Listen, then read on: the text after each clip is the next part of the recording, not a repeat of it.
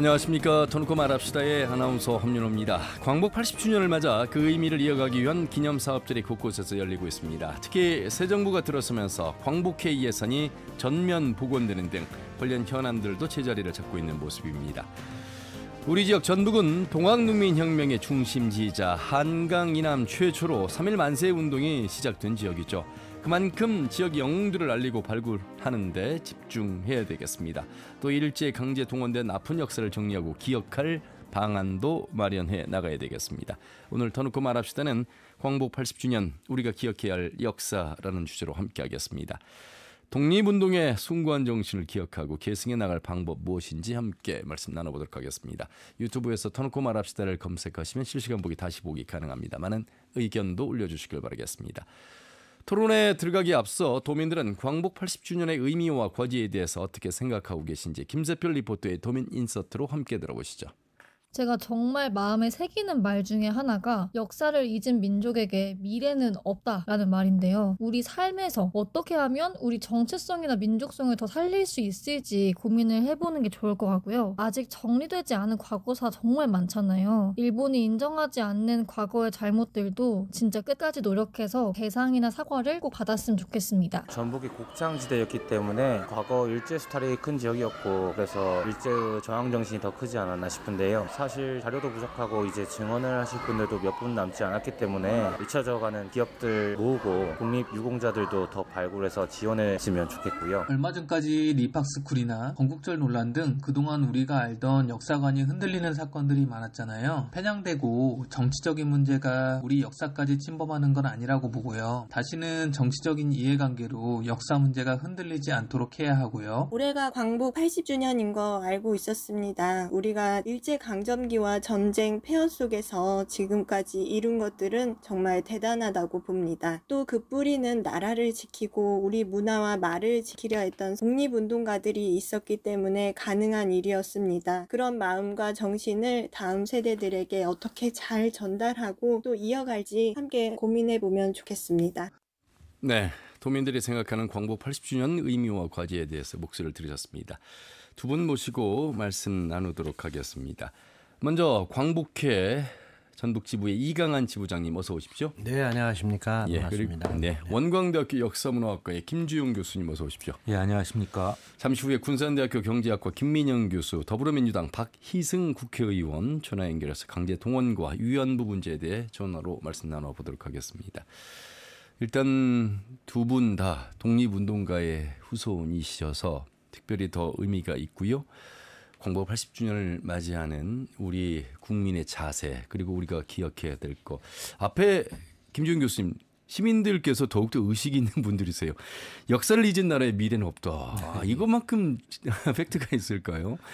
사실 이제 두 분께 드려야 될 말씀이 많은데 생각해 보면 저희 할머니 할아버지도 일제 강점기를 사셨고 저희 아버지 해방되자마자 태어나셨고 제가 산 시간 50년 동안에 대한민국이 전 세계에 10위라고 하는 강대국 선진국이 돼 있는데 우리는 이 광복 80주년을 그렇게 기억하고 있나? 먼 역사, 먼 이야기로만 생각하고 있지 않나? 아직도 괴리감이 있지 않나? 이런 생각들을 지울 수가 없는데요. 그런 면에서 한번 시작의 문을 좀 두 분께서 한번 잘 열어주시면 좋겠습니다. 김지훈 교수님.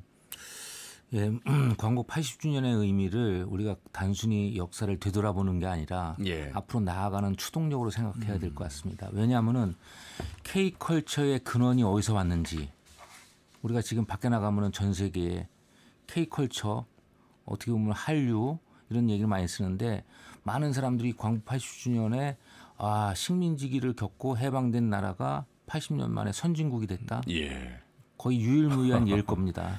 그런데 그런 자긍심이 중요하지만은 그 자긍심의 근원, 독립운동의 핵심은 어디에서 나왔을까? 그런 추동력이 없었다면 지금의 K컬처도 사상 도학에 불과하고 또 하나는 아마 국민 90%가 자긍심을 갖고 있고 광복 80주년에 대해서 굉장히 긍정적인 평가를 하고 있다는데 그렇죠. 완전한 독립국가는 아닙니다. 왜냐? 해방은 됐지만 나라가 분단이 됐어요. 그렇습니다. 아직까지도 우리 세대에는 굉장히 중요한 책무가 있죠. 통일로 나가야 되는 발판. 그래서 이 광복 80주년에는 우리는 기억 공동체, 영어로 우리가 기억하다를 리멤버라고 하지만 한타임 쉬면 리멤버 다시 하나의 공동체가 네, 멤버가 함께하기. 네. 그래서 이 광복 80주년을 우리만의 광복 80주년이 아니라 전 세계인들한테도 그 제국주의의 침략을 당했던 많은 피압박 국가들이 있을 많죠. 겁니다. 예. 그러한 국가들한테도 함께 공통의 메시지를 발현하는 중요한 해로다 삼았으면 하는 게 제 바람입니다. 역사학자로서. 예. 와, 굉장히 중요한 말씀. 그냥 하루아침에 이루어진 것이 아니고 그 기억 공동체, 우리가 기억해야 될 소중한 간직해야 될 유산이 있기에 오늘 우리가 이만큼 번성했고 또 미래가 있는 것이다. 이 말씀해 주셨습니다. 우리 광복회 이강한 지부장님도 하실 말씀 많으실 것 같습니다. 예. 예. 근데 진짜 우리 도민들의 의식이 굉장히 높죠. 방금 이제 그 전체적으로 다 기억하고 있고 모든 말씀하신 내용들이 네. 우리가 하고 싶어하는 이야기들을 지금 다 도민들이 말씀을 해주셨습니다. 네, 이 독립운동 정신이라고 그러는 거는 우리가 과거에 그냥 유산으로 이렇게 남겨서 이런 일이 있었다로 기억하면 안 된다는 생각이에요. 그렇죠. 이게 그 정신이 이어져서 우리가 앞으로 이어나가는 방향으로 가줘야 되고 광복 80주년을 80년을 맞이하는 동안에 지금 세계의 10위권 강국으로 성장하는 데는 모든 국민들이 다 같이 노력한 바탕이 있었고 그렇죠. 그것 때문에 우리가 지금 세계로 갈 수 있었기 때문에 이 기본 독립 정신, 자주 독립이나 인류의 평등, 평화, 공존에 관한 항구적인 의식을 우리 민족의 정신으로 딱 바탕을 삼아 가지고 이제 앞으로 더 세계에 뻗쳐나가는 나라로 만들어가야 된다.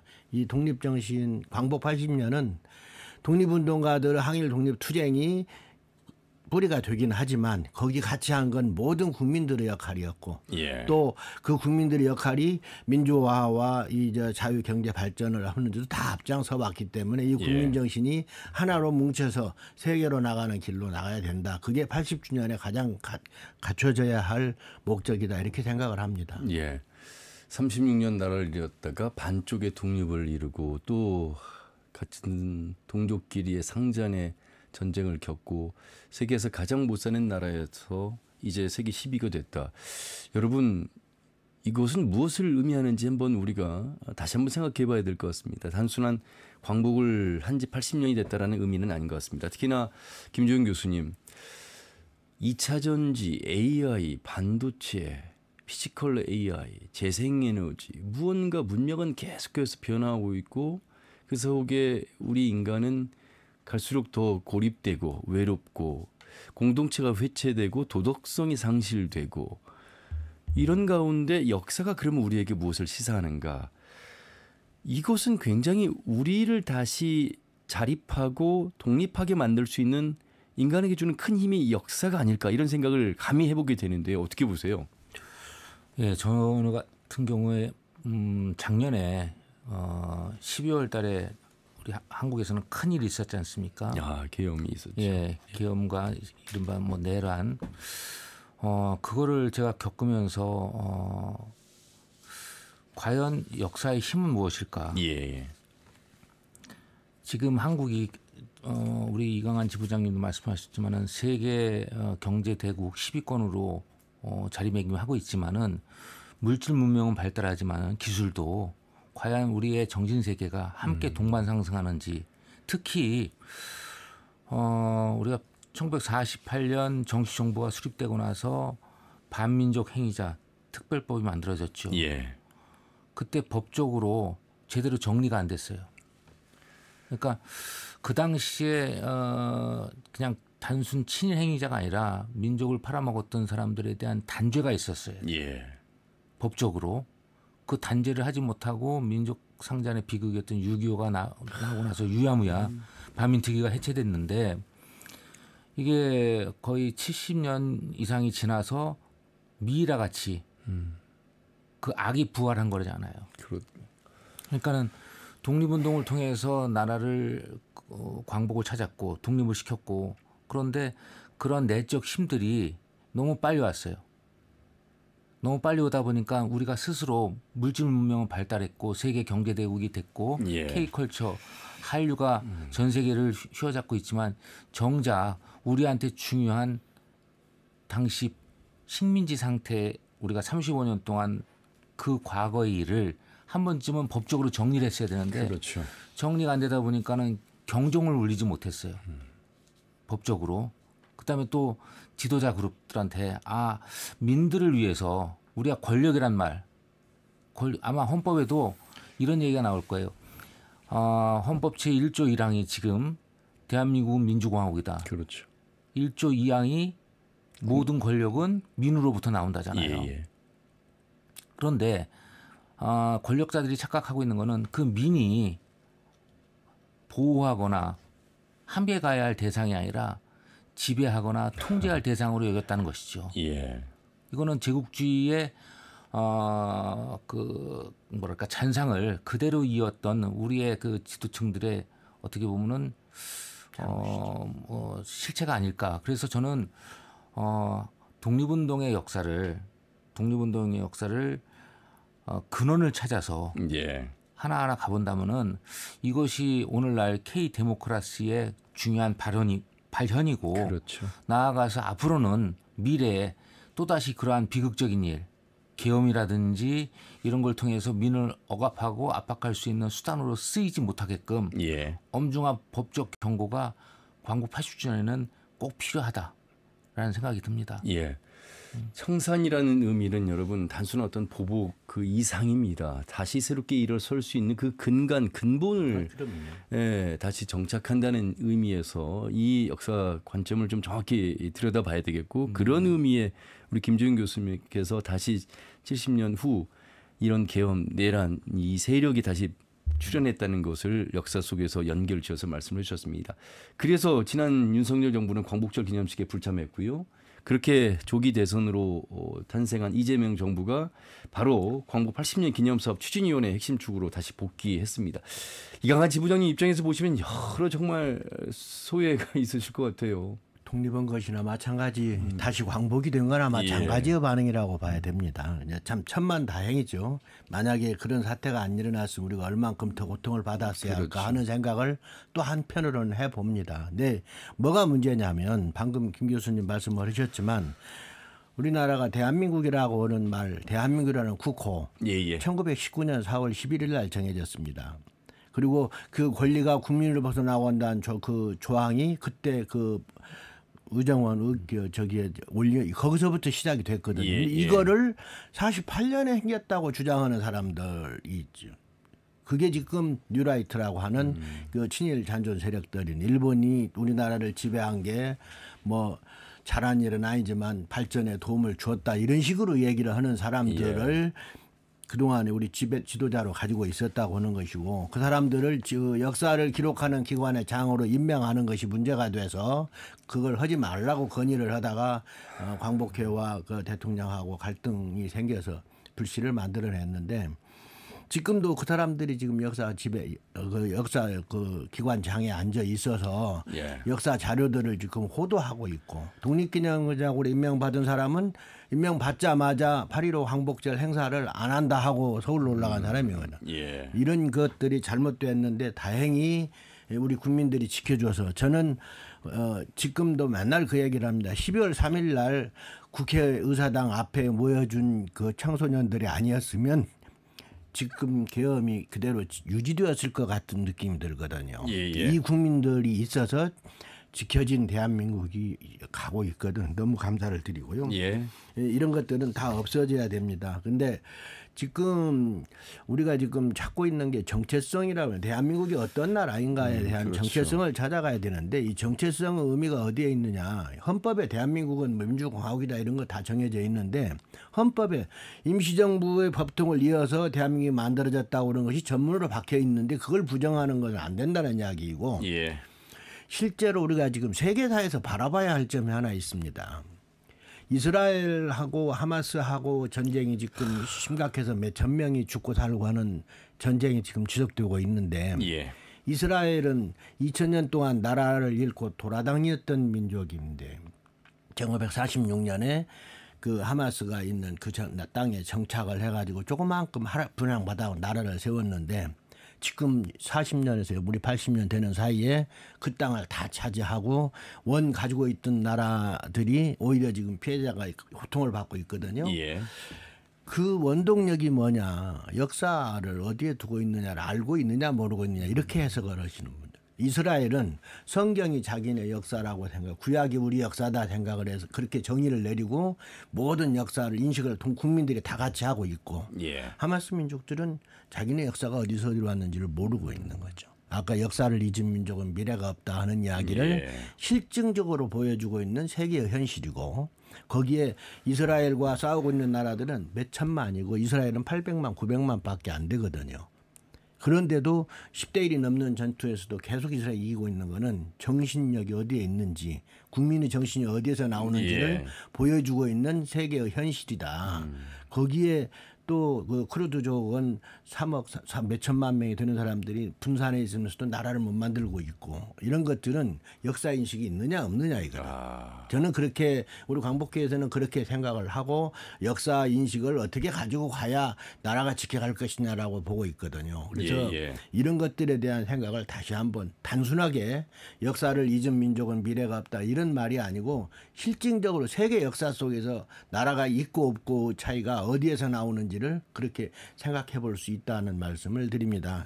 지금 윤석열 정부에서 어지러 놓은 걸 뒤집기 위해서 계속 우리 유족들은 데모도 하고 지금 물러가라고 시위도 하고 있는데, 아직도 안 물러가고 버티고 있는 이 사람들은 참 답답하게 우리나라를 지금 호도하고 있죠. 이런 것들이 시정되어 가야 합니다. 다행히 이재명 정부 들어와서 광복회 그 역사를 연구하고 독립문사를 정리할 수 있는 학술원을 운영할 수 있도록 예산이 복원이 됐습니다. 올해 추경에 복원이 돼서 지금 의학 활동을 하고 있습니다.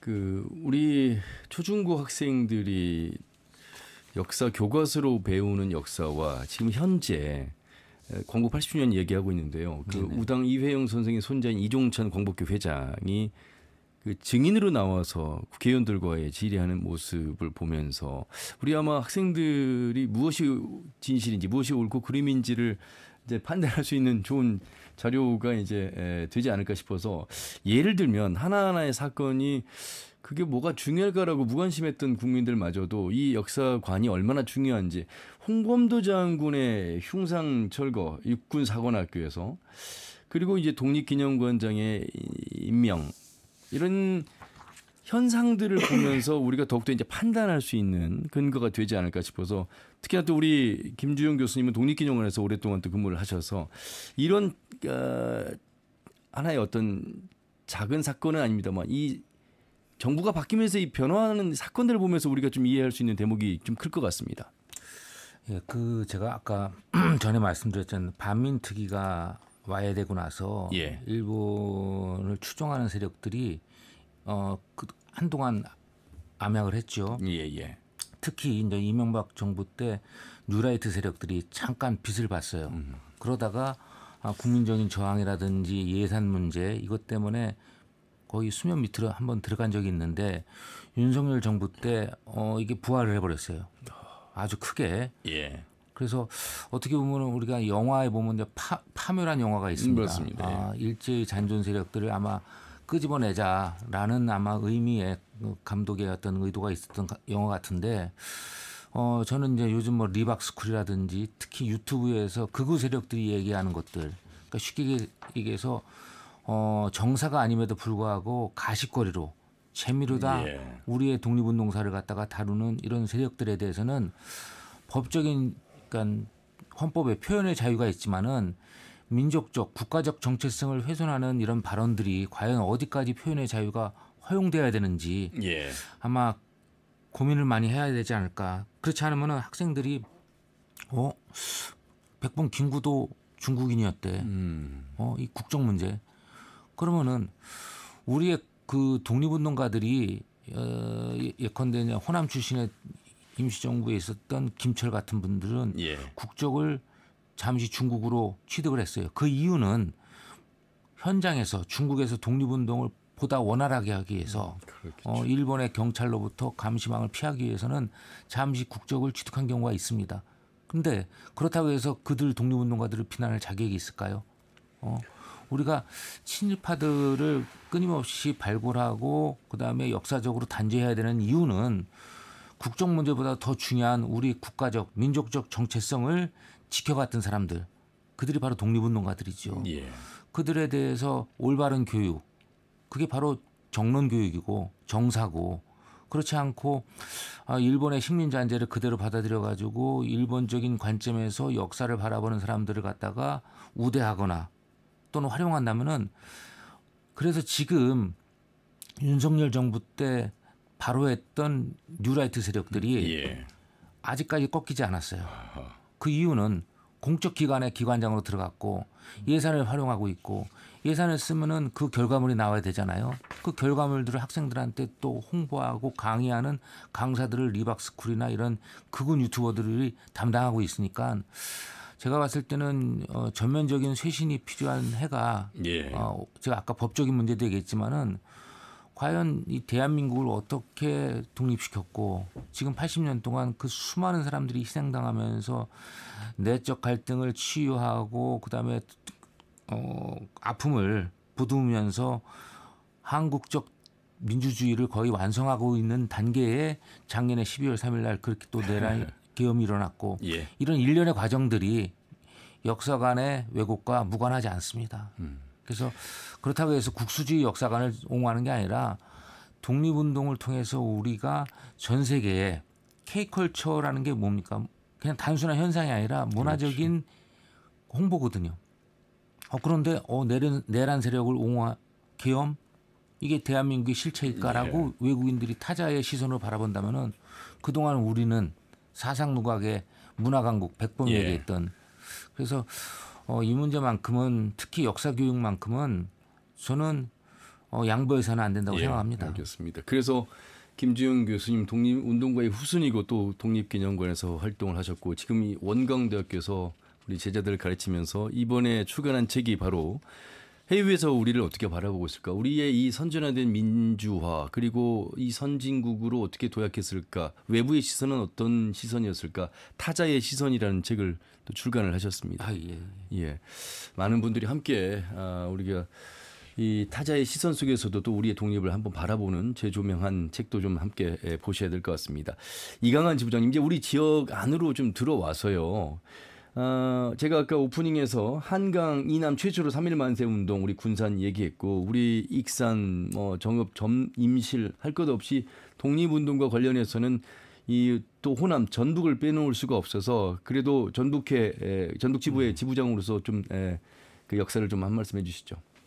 전북의 독립운동은 전국에서 가장 치열하게 독립운동을 한 곳이고, 인구 대비로 봤을 때 그 규모가 지금 전국에서 첫 번째나 두 번째 정도 되는 숫자. 1240명의 독립운동가가 있는데, 독립운동 분야도 다양해서 가장 먼저 있었던 게 의병전쟁인데, 이 의병전쟁도 우리 동학 때문에 조금 늦어졌거든요. 동학 탄압 때문에 많은 사람들이 죽어서 서울에서는 1895년에도 있었는데, 우리는 1946년에 의병이 처음 시작되었는데, 이때로 시작을 해서 전라북도에서 각지에서 일어난 의병들은 전라남북도를 다 왔다 갔다 하면서 의병 전쟁을 했습니다. 그래서 거의 아까 우리 전해산 의병장 같은 경우는 나는 산과 바다를 다 통틀어서 싸우고 다니겠다 해서 호를 해산이라고 바다와 산을 다 다루는 해산이라고 하신 분이 계시고, 그분은 이제 대통령장을 받으셨습니다만은 이석영 의병장이란다든지, 순창의 해문산에서 있던 그 양윤숙 의병장이란다든지, 의병장으로 추대되신 분들만 해도 지금 한 30명 됩니다.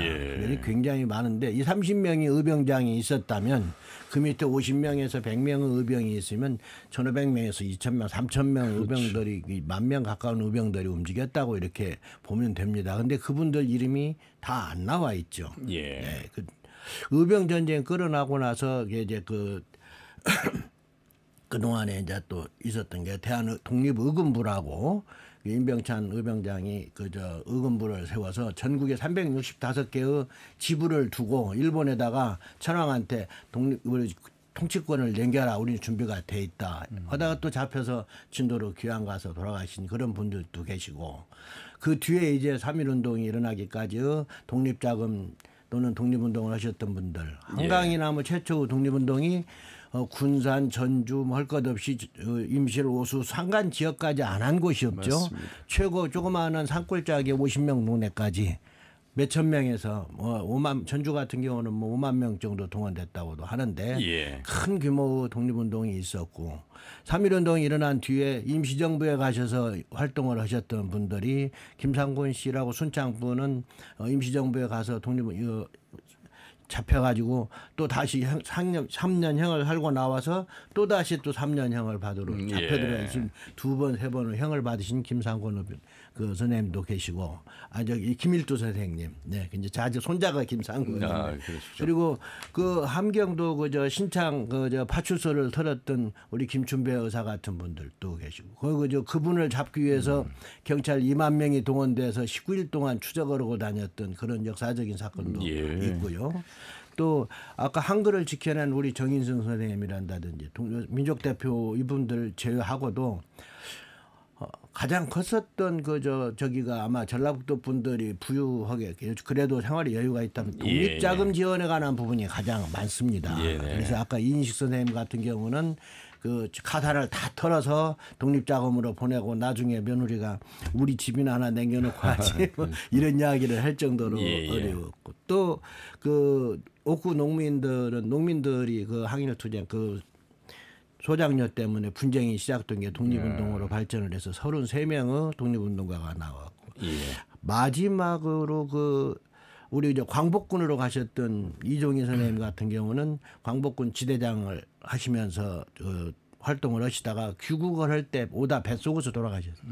귀국하시면서 뱃속에 김재fun이신데 그런 분도 계시고 민족 우리 사무사 윤봉길 이봉창 선생님하고 같이 세 분 동급 사무사라고 그래가지고 고파 백정기 선생님은 지금 효창공원에 묘가 나란히 세 분이 모셔져 있는 분도 유명한 분도 계실 뿐만 아니라 마지막 전쟁이 한참 심할 때 활동했던 분들이 학생들 비밀 결사 운동인데 지금 우리 살아계시는 이석규 애국지사님하고 그 동지들이 순창 농구 학생들이었는데 여기에서 결사한 분들이 환영회라는 조직을 만들어서 비밀 결사 운동을 했고 그 광주 사범으로 진학을 한 학생들은 무등회라는 독립운동, 전주 사범으로 오신 분들은 우리들이라는 모임을 만들어서 학생 독립운동의 중심이 되었던 곳이 우리 전라북도인데 그분들에 대한 이야기도 다 아직 지금 참 찾지를 못하기는 했습니다. 그 애국지사분들만 어느 날 한번 저희가 전북의 애국지사분들만 중심으로 한번 방송을 한번 하겠다는 말씀드리겠고요. 잠시만요. 오늘 정말 80주년 맞이해서 할 얘기가 많다 보니까 시간은 부족하고 그럼에도 불구하고 또 이어나가도록 하겠습니다. 지금 두 분과 함께하고 있습니다. 원광대학교 역사문화학과 김주영 교수, 광복기 이강한 전북지부장인데요. 군산대학교 경제학과 김민영 교수님을 좀 통해서 앞으로도 수탈의 역사, 군산을 중심으로 우리 지역 전북에서 많은 아픔이 있었던 곳입니다. 교통의 요충지였고 이곳에서 우리가 당한 아픔, 잔혹사를 또 김민영 교수님을 통해서 들어보도록 하겠습니다. 김민영 교수님 안녕하세요. 네, 안녕하세요. 예, 자 저희가 또 광복 80주년 배틀 전북 어느 여고생의 일기 1944에서 우리 또 많은 조언을 해주셔서 잘 방송을 지금 만들고 있는데 교수님, 네네. 일단 우리 지역 전북 지역이라고 하는 곳에 우리 교수님 전문성을 좀 살려서 좀 설명해 주시면 좋을 것 같습니다. 그 당시요. 네, 아시는 것처럼 이제 광복 80주년이네요. 올해가. 그래서 전라북도 지역은 사실 이제 무엇보다 토지, 농업, 그래서 평야지대의 부분과 그래서 이 1899년에 군산항에 개항된 그런 어떤 것을 시작으로 해서 교통이 이제 철도는 호남선이나 군산선이 이제 1912년에 완성되고 또 전라선도 이제 1930년에 되고 이렇게 해서 또 장항선도 그때 또 연결되면서 그야말로 이제 교통의 요지였죠. 그래서 이를 잘 말해주는 것은 기본적으로 이제 만경강이나 동진강의 유역에 포함한 이 평야지대에 우리나라에서는 가장 먼저 수리조합이 이렇게 이제 만들어지고 또 일본인 그 농장들이 이제 질비하게 이렇게 생기면서 식민지 지주제의 중심이었고 또 그만큼 뭐 수탈의 중심이었다 이렇게 얘기를 하고 방금 앞에서도 좀 얘기 있었던 것 같습니다만 농민운동을 비롯해서 민족사회운동의 중심지였다 이렇게 얘기를 할 수 있겠네요. 예. 자, 그래서 우리가 단순히 뭐 수탈의 고장이 중심지가 우리 지역이었다 이런 의미 이외에도 네네. 그 일제 감경기 44년, 45년으로 올수록 총력전 속에서 일본의 이제 패망을 앞두고 있는 속에서 더욱더 강제 동원이라든지 여성 위안부라든지 뭐 여러 시설물과 관련해서 우리가 좀 더 많은 피해를 좀 받았다고 봐야 되는 것인지 이 부분을 좀 어떻게 보세요? 네, 방금 이제 말씀하셨는데 그 전쟁이 사실 일본의 전쟁은 30년대부터 이렇게 시작이 돼서 한 15년 전쟁 이렇게 이제 얘기를 하는데 예. 특히 이제 우리의 경우에는 이 전쟁 말기에 일본의 자기들의 그 본토 수호 이런 부분과 관련해서 제주도를 포함한 서남해안 쪽이 이제 그 전쟁에 굉장히 이제 막바지에 중심이 이루어지면서 군산의 경우에는 이제 우선 전라북도 전체적으로 봤을 때는 이제 1위에 164단이 이렇게 위치하거든요. 10,000명이 넘어요. 병력이. 그리고 예. 정읍에도 이제 154단이 이렇게 만들어지면서 거기도 이제 거기가 오히려 더 많아요. 수가 14,000명 정도 이렇게 얘기하는데 그렇게 되면서 사실은 좀 기억에도 새롭지만 벌써 한 2, 3년 됐네요. 우리 학교 내 교정에서 이제 동굴이 발견됐죠. 군산대학교 맞습니다. 네, 예. 그 전부터도 있었던 건데 이제 추가적인 것들이 이제 발견되면서 여러 가지 이제 그 이목이 좀 쏠리고 이런 그런 과정 속에서 사실 좀 조사 연구들을 진행을 했고 보고서도 이제 만들고 그랬어요. 예. 이제 그랬던 것이 작년에는 조금 더 이제 추가적인 그런 부분들 이제 지자체와 함께 이렇게 이제 이루어지면서 올해에도 벌써 지금 8월이지만 이제 한두 달 전에 중간 보고 형태로 또 진행했는데 이제 군산의 시내에서도 저 올명공원이나 수덕공원이 있거든요. 예. 한국 가까운 쪽에. 그쪽에 이제 터널 형태의 방공호가 20개 이상, 또 콘크리트 벙커나 지하 구조물 이런 것들이 이제 발견이 되면서 아무래도 잘 안 보이는 부분들은 이제 물리 탐사 굉장히 전문성을 띠고 있습니다만 이런 부분들을 좀 진행을 해서 향후에 이걸 어떻게 이제 활용할 것인가. 그래서 시에서도 굉장히 관심들을 갖고 있어요. 예. 그래서 이제 이런 부분들이 현재 진행 상황이다 이렇게 얘기를 할 수 있겠네요. 예. 말씀하신 대로 광복 한지 80년이 됐지만 일제 강점기 속에서 우리가 얼마나 많은 아픔의 역사의 시간을 보냈는지 지금도 더 그 사라지고 있는 증거들을 확보해야 되고 사실 규명해야 되고 이러한 공감대를 확산해서 조사 연구 또 기록의 중요성이 굉장히 의미가 있다. 제가 이번 광복 80주년 특집 준비하면서도 이제 생존자분들의 진언을 듣기가 굉장히 어려워서 전국을 다니면서도 말씀을 드렸는데 그렇습니다. 10년 전만 시작했더라도 어땠을까 하는 아쉬움이 많았습니다. 그래서 교수님과 같은 전문가들의 역할이 더 중요하리라 봅니다. 그렇죠. 마침요 2006년에 제가 그러니까 전북 지역의 국내 노무동원과 관련된 그 조그마한 조사 보고서를 낸 게 있어요. 예. 당시 제가 이제 강제동원 진상규명위원회 위원 활동을 하고 있기도 해서 이 지역을 했는데 이제 샘플링을 해가지고 한 이제 이 100 몇 분 정도의 100분 좀 넘는 우리 도내에 했는데 군산 비행장 건설에 굉장히 두드러지게 숫자가 많았거든요. 예, 그리고 이제 고창의 해안가 쪽에 동굴, 거기에 50개 넘습니다. 동굴이 지금도 있는데 그 부분 역시 이런 부분들이 앞에서 말씀드린 정읍에 있었던 154단이나 이런 부분 또 군산의 경우도 이제 앞에서 말씀드렸었잖아요. 그래서 군산 비행장이 1930년대 이제 중반부터 만들어져요. 사실 제가 최근에 그 부분을 조금 더 좀 세부 내용을 좀 포함해서 지금 이제 연구를 조금 더 하고 있긴 한데 그렇게 되면서 이제 그때 제가 20년 전이더라고요. 그래서 조사 연구를 해서 최근에 제가 마침 순창의 그 팔덕면에 한 5분 정도를 뵀어요. 그 생존자를 인터뷰를 했었는데 제가 이제 그 뒤로 여쭤봤더니 그 당시에 이미 70대, 80대이셨거든요. 그러니까 이제 살아 계시더라도 90을 넘고 100 이렇게 되시는 거예요. 그래서 이제 살아 계시기가 어렵죠. 그래서 이게 이제 기억 그리고 구술 이런 부분들은 정말 어렵고요. 생존자는 어렵고 이제 가족들은 할 수 있겠죠. 그러니까 이런 부분들이 기록의 측면에서 그렇지만 기억의 측면에서도 사실 이제 어떻게 다른 방도를 좀 강구해야 할 그런 상황이라고 할 수 있겠습니다. 교수님 뭐 더 많은 교수님의 전문 분야에서 말씀을 좀 들어야 되는데 오늘 또 다른 내용을 들어야 돼서 말씀 여기까지 듣도록 하겠습니다. 고맙습니다. 네, 수고하세요. 감사합니다. 네, 한일민족문제 학회장을 역임하신 군산대학교 경제학과 김민영 교수였고요. 자, 이 법제화하는 부분 국회에서의 또 더 많은 노력, 새 정부 들어서 그동안 하지 못했던 일들에 대한 회복이라고 할까요? 더 말씀을 좀 드려야 돼서 더불어민주당 박희승 국회의원을 전화 연결해서 말씀 듣겠습니다. 남원장수 임실순창의 박 의원님 전화 연결되었습니다. 의원님 안녕하세요. 네, 반갑습니다. 남원장수 임실순창 국회의원 박희승입니다.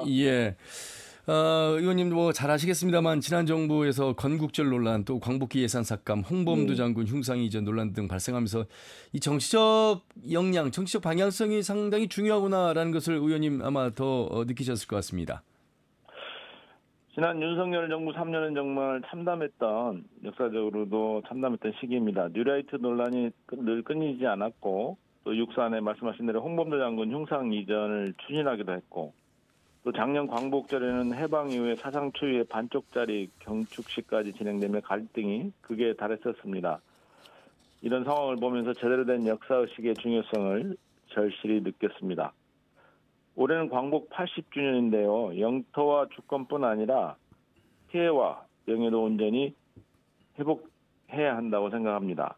조국의 독립을 위해 개인의 안녕을 지도한 채 순국선열과 애국지사들의 숭고한 뜻을 받들어 대한민국의 진정한 광복이 올 수 있도록 정부와 국회의 지속적인 노력이 필요하다고 봅니다. 의원님 이제 국회의원이시니까 국회에서 할 수 있는 것들이 바로 이제 관련법 개정하는 거 아니겠습니까?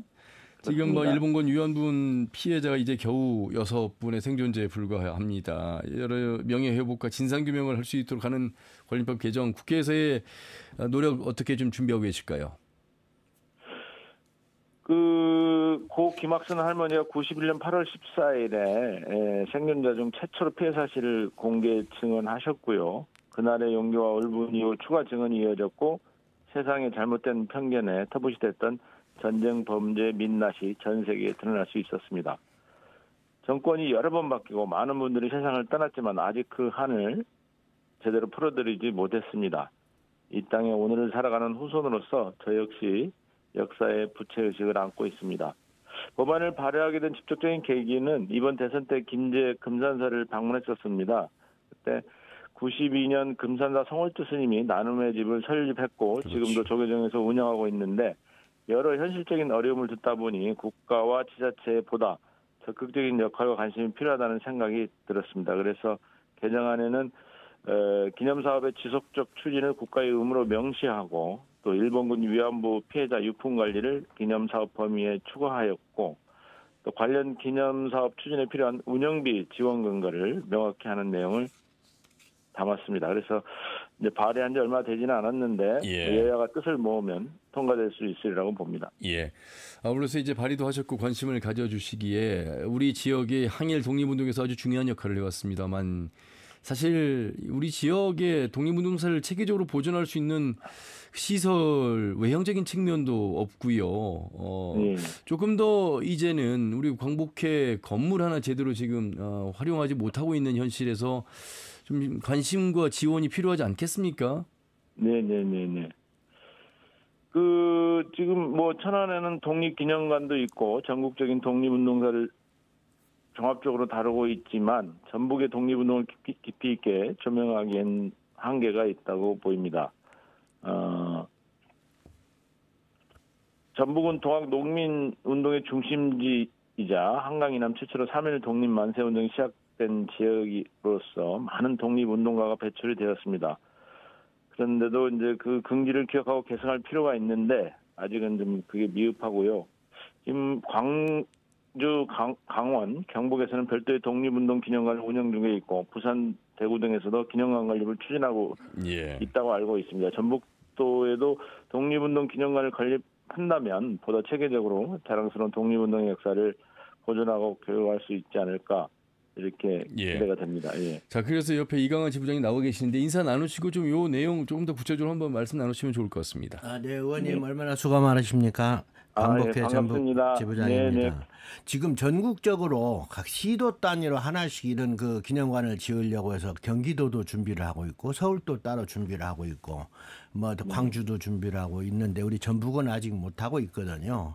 근데 이제 아까 말씀하신 것처럼 동학도 포함하고 아까 여성 피해들이든지 성피해를 받은 우리 전라북도 피해 문제를 포함해서 근대 역사를 교육하고 체험할 수 있는 공간을 종합적으로 하나 크게 만들어서 거기에 총망라하는 교육 체험관을 만들었으면 좋겠습니다. 꼭 독립기념관도 뭐 하나로만 가면 재미가 없고요. 그 안에 아까 우리 일제 피해도 같이 포함 넣어서 전체적으로 근대 역사를 공부하고 교육할 수 있는 체험 교육관을 만들도록 의원님께서 힘을 좀 보태주시면 고맙겠습니다. 네. 하여튼 우리 지부장님 또 우리 교수님 정말 독립운동가의 발자취를 찾기 위해서 현장 밖에서 늘 많이 애쓰신 걸로 알고 있는데요. 우리 남원에서도 또 과거에 그 독립선언서가 선포된 후 이석기 덕감위원장이 만세운동 경문의 초안을 작성해서 남원을 전역을 그 태극기로 가득 메웠던 자랑스러운 역사도 있습니다. 네, 그랬습니다. 네. 예. 잘 알고 있습니다. 예. 알겠습니다. 국회의원으로서 초선이긴 합니다만 누구보다 이런 역사 의식 가지고 또 발의도 하신 분으로서 더욱더 꾸준한 노력해 주시길 바라겠습니다. 끝으로 당부 말씀 있으시면 좀 해주시기 바라겠습니다. 과거 역사는 그저 흘러간 과거가 아니고 다가올 우리 미래라고 생각합니다. 과거와 정면으로 마주해야 오늘의 온전한 발을 딛고 내일로 나아갈 수 있다고 보입니다. 어느 분야에서 의정활동을 하든 늘 가슴에 새기겠습니다. 늘 저도 열심히 하겠고요. 부대의 건강 잘 챙기시고요. 네, 감사합니다. 네, 감사합니다. 말씀 여기까지 듣겠습니다.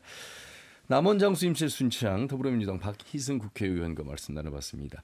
아까 이강환 지부장님께서 이제 우리 전북의 의병장 또 독립운동가 분들 말씀하셨어요. 항상 우리 김주영 교수님 고향은 여기가 아닙니다만 우리 전북의 미시사에 이 독립운동 발자취가 굉장히 의미가 있다라는 말씀하셨고. 정말 저희가 다음에는 한번 전북 독립운동가 분들만 가지고 그 발자취를 한번 더 조명을 했으면, 왜냐하면 시간이 이렇게 다양한 이야기를 광범위하게 하다 보면 구체적으로 들어가기가 어려우니까 그 중에 이제 33인 민족 대표 중에 한 분이신 박준승 선생, 또 백정기 의사, 문용기 열사, 좀 더 우리가 그리고 군산의 가장 독립선언 전달해줬던 김병수 선생. 장수의 백용성 선생 많습니다. 근데 우리가 모르고 공부를 하고 모르고 지내온 것 같아서 조금 설명을 좀 더 드려야 될 것 같습니다. 2025년 기준으로 전라북도 독립운동 유공자가 약 1,145명인데요. 충청북도하고 비교했을 때 거의 2배 정도 됩니다. 많습니까? 많습니다. 그래서 저는 이제 전북 출신은 아니지만은 원광대에 있으면서 전라북도의 귀한 그 독립운동가들을 분야별로 좀 나눠봤어요. 그래서 이제 의병 계열, 3.1 독립선언 계열, 그다음에 임시정부, 광복군, 학생운동, 문화운동, 농민운동에서 다양하게 지금 분석을 해놨는데 이 분석을 해놓고 연구를 해도 독자들이 관심이 없으면은 그냥 사장돼 버립니다. 그 독자들 또는 전북의 구성원들 이분들이 어디 오냐면 보통 박물관이나 기념관을 가죠. 그래서 아까 이강환 지부장님 말씀처럼 공간은 기억과 기록을 담아내는 그릇이지요. 그런데 전국적으로 지금 제가 알기에도 경상북도 독립운동기념관이 제일 먼저 생겼고요. 예. 부산도 지금 부산 지역 독립운동기념관을 추진하고 있다고 제가 알고 있는데 전라북도는 동학농민혁명부터 시작해서 반외세, 반봉건의 어떤 핵심적인 지역인데 그것이 독립운동하고 100% 연결됩니다. 그런 점에서 봤을 때 저는 뭐 우리가 최남선을 아는데 최남선의 멘토였던 익산 출신의 임규 선생 같은 경우는 잘 모르죠. 예. 임규 같은 분 같은 경우는 영화 말모이에 나오는 윤계상이가 말모이의 역할을 했는데 주시경 선생하고는 궤를 달리하지만 주시경 선생보다 더 오래전부터 한글을 연구했던 사람들입니다. 우리는 그러니까 최남선의 해에게서 소년에게 그 네. 제목과 이름만 기억하고 그 주변에 어떤 배경 속에서 중요한 인물들이 나오지 않으면 그냥 모르고 이 암기하고 넘어갔던 역사였어요. 네, 그래서 이 전라북도 임규 같은 경우에는 예. 안타깝게도 임규 선생 그 집은 지금 다른 사람한테 넘어갔지만 그래도 외손주가 그 집을 지키고 있고 그래서 임규 선생의 그 아주 열정적인 한글 사랑은 제 얘기가 아니라 당시 동아일보 기자가 그분이 1867년생인데 1930년대 후반에는 이미 70이 넘었어요. 그러네요. 고령이시네요. 고령인데 고령의 나이에도 밤늦게까지 정음사를 지키는 거는 임규옹이다. 이 정도로 다 얘기를 할 정도면은 그분의 한글 사랑의 열정은 대단하죠. 그리고 최남선의 멘토라는 거는 이분이 95년도에 게이오 의숙에 들어가요. 그래서 최남선이가 국비 유학생으로 15살에 왔을 때 도쿄에서 만났고 그때부터 최남선은 임규를 따랐어요. 예. 그리고 1908년에 우리나라 최초의 일본어 문법책을 바로 임규 선생이 냅니다. 그러니까 어떻게 보면 우리나라 일본어 배우는 사람들이 아마 임규 선생을 모를 거예요. 예. 전라북도 사람들은 더 모르죠. 그런데 48인 가운데 한 명으로 어떻게 보면 선정된 임규 지사만큼 굴곡진 삶을 사는 사람도 없는데 그 후손들 또는 그 생각, 묘역 누구도 관심 갖지 않습니다. 문영기 열사 안타깝지만은 문영기 열사 집을 제가 한 2007년도 갔으니까 그게 20년 가까이 됐죠. 그때나 지금이나 빈집 상태로 그대로 있습니다. 그래서 우리는 광복 80주년이라고 이 편년에 대한 구호만 외칠 것이 아니라 우리가 일상성의 회복, 이 독립운동이거든요. 근데 일상 속에서 독립운동을 얼만큼 얘기를 해줘야지 사람들한테도 또는 후대들한테도 우리 공공적인 자산, 우리가 공공재라고 부르죠. 물건만이 아닙니다. 정신도 공공재입니다. 그래서 전라북도의 공공재, 아까 우리 함 앵커님 말씀 따라 전라북도 독립 유공자만 1145명이고 그 이외에 이름 없는 사람들이 얼마나 많습니까? 그렇지.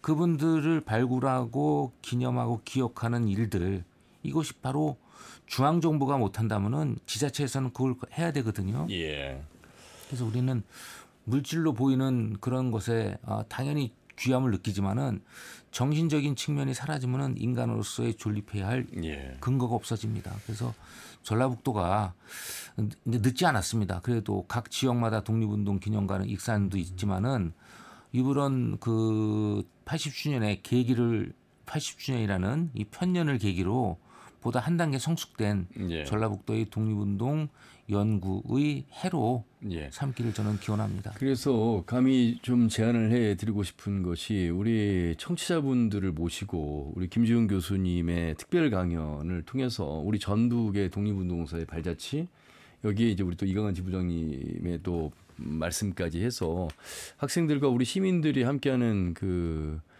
공개 강연을 저희가 한번 좀 준비해서 그 제작을 한번 해서 우리가 좀 저도 공부하고 우리 도민들도 좀 공부하고 해서, 그리고 그것이 시작이 돼서 앞으로 이제 100주년까지 아마 이재명 정부도 굉장히 많은 계획을 세우고 있는데 우리도 거기에 발맞춰서 한 걸음 한 걸음 좀 더 준비해야 되지 않을까. 어떻게 생각하세요? 이거 당연히 그렇게 하면 좋죠. 지금 방금 김 교수님 말씀하셨지만 임규 선생님 같은 경우는 3.1 독립선언서 기초를 쓰신 분이라고 제가 그렇게 알고 있는데 독립선언서를 직접 처음에 초안을 쓰셨던 분으로 기억을 하고 있습니다. 근데 독립운동에 대해서 내용을 알고 공유를 같이 하는 공간을 만들거나 뭐가 있어 주지 않으면 아무도 듣지 않는다. 그래도 우리 국민들 마음속에 독립정신이나 이 자주정신은 살아있다고 저는 보는데 그런 것들을 기억하고 공유할 수 있는 공간 그런 사업들을 만들어 가야 된다고 생각을 합니다. 예.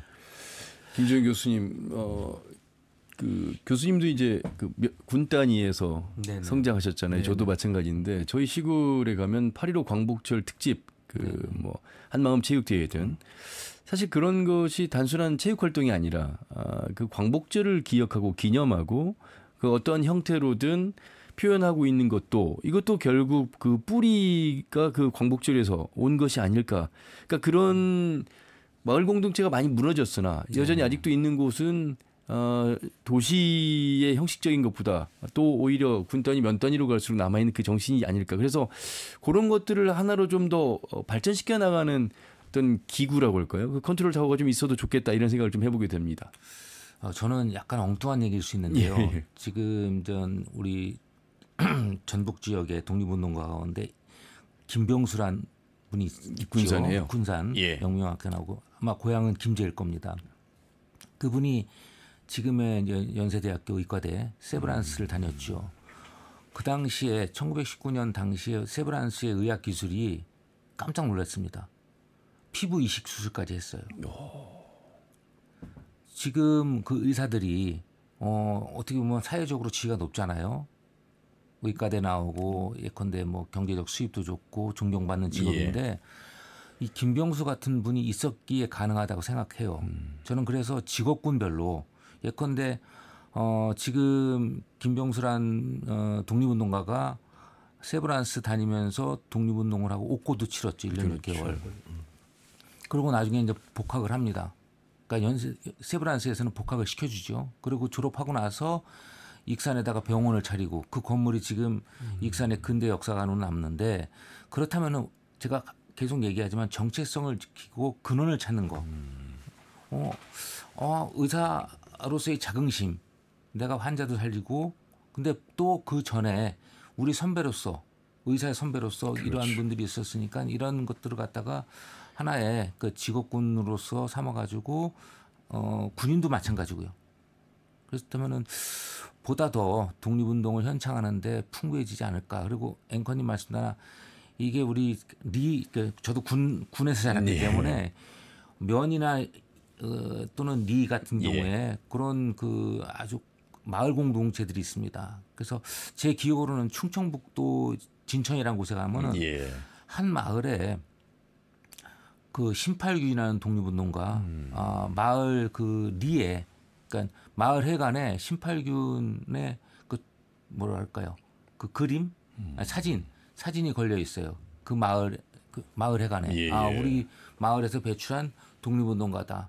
저는 그래서 어떻게 보면은 독립운동가가 위대하지만은 그러니까 일상생활에서 떨어지는 아주 높고 존귀한 존재가 아니라 그분들도 일상생활을 했던 우리하고 가까운 이웃이자 친척이자 아버지고 아들이고 그러면 일상생활에서 볼 수 있게끔 여러 가지 방안을 구상한다면은 저는 독립운동의 그 현양 사업을 한층 더 풍부하게 해줄 수 있다 생각이 듭니다. 멀리서 찾으려고 거창하게 찾으려고 하지 말고 삶 속에서 우리와 함께 살았던 우리의 윗세대다 이런 의미에서 접근이 필요하다. 마무리 말씀 좀 해주시죠. 너무 고마운 말씀인데 실제로 지금 제일 어려운 게 아까 잔재 청산을 안 한 건 80년 전 얘기지만 그 이후로 지금 아까 뉴라이트 아이들이 홍범도 장군을 동상을 빼내려고 하는 의도가 48년에 국군이 생겼다고 얘기하고 싶어. 말하자면 우리나라 역사를 48년으로 한정을 짓고 싶어. 말하자면 그 이전이 일제시대가 통치한 것이 정당하다라고 얘기하려고는 그런 세력들이 앉아서 지도자로 있으면서 8.15 광복절 기념행사를 시군에서 한 적이 없어. 지금까지 말하자면은 그 옛날에는 아까 말씀대로 그 초창기에는 그래도 광복절이면은 시군마다 행사들을 하고 그랬는데 지자체 되면서 그것이 없어져 버려 가지고 광복절 행사를 안 하니까 광복음악회도 아까 체육대회도 없어지고 마을마다 행사도 없어지고 또 각 마을에서들 그 자기 동네에서 그 독립운동한 사람들을 자랑스럽게 생각한 것이 아니라 예. 일제시대 때에는 저희 할아버지 저희 동네에 3명 3.1운동 그 형무소를 살고 나오셨는데 동네에서 그 죄인처럼 살으셨대요. 아무도 안 붙여주고 이제 그런 역사들 때문에 지역마다 어떤 그 상기하는 행사들 해주면 좋은데 그런 것이 지금 많이 아쉽고요. 예. 광복 80주년 정말로 우리가 그 잊혀진 역사를 바르게 기억을 해줘야 되고 이 80주년의 의미를 되살려서 앞으로는 더 나은 나라로 갈 수 있도록 함께 힘을 모아가야 한다고 생각을 합니다. 예. 광복 80주년에서 다시 시작한다는 의미로 우리가 살펴봐야 될 게 굉장히 많은 것 같습니다. 아울러서 저희 토론코 말합시다에서도 김지영 교수님을 모시고 특별 강연을 한번 맞이해서 우리 도민들과 함께하는 공부의 시간도 준비해보겠다는 말씀드리면서 마무리하겠습니다. 두 말씀 감사합니다. 감사합니다. 예. 광복회 이강한 전북지부장, 원광대학교 역사문화학과 김지훈 교수와 함께했습니다. 다음 주 일요일 오후 5시 5분에 인사드리죠. 함윤혜였습니다. 고맙습니다.